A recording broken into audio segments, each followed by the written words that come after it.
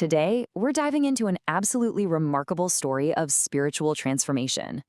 It's all based on the text, The Story of a Priest's Conversion to Islam, and it's this deeply personal account of a man who was right at the heart of his faith, who then embarks on a journey that would literally change everything about his life.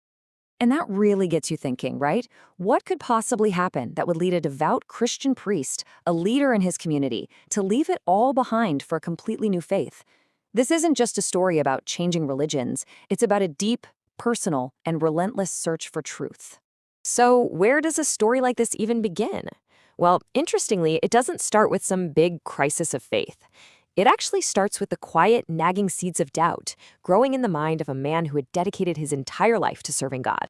And you really have to get this to understand the weight of his journey. This wasn't some casual churchgoer. He was a pillar of his community, a spiritual guide. People looked to him for answers. His whole life, his whole identity was built on the foundation of Christian doctrine. So here's where the tension really starts to build.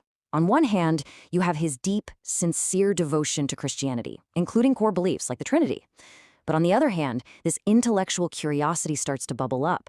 He has these unresolved questions about the singular, absolute nature of God. And that central conflict is what really kicks off this whole incredible journey. So, faced with these massive questions, he didn't just ignore them or push them down, which, let's be honest, a lot of people would probably do. He did the exact opposite. He embarked on this very deliberate, very sincere quest for truth, and he decided he was going to look for answers wherever he could find them, even if that meant looking outside the bounds of his own faith. And this is so important to understand. His journey wasn't sparked by some emotional crisis or falling out with anyone. The source makes it really clear that this was a methodical, almost academic investigation. He was a scholar of faith seeking clarity, and he was applying that same rigor to the biggest questions in his own life. So, where does this methodical search lead him? Well, it leads him to a text he had never really studied up close before, the Quran. And he didn't approach it with any preconceived notions. He just came to it with the open mind of someone who was genuinely, truly seeking answers.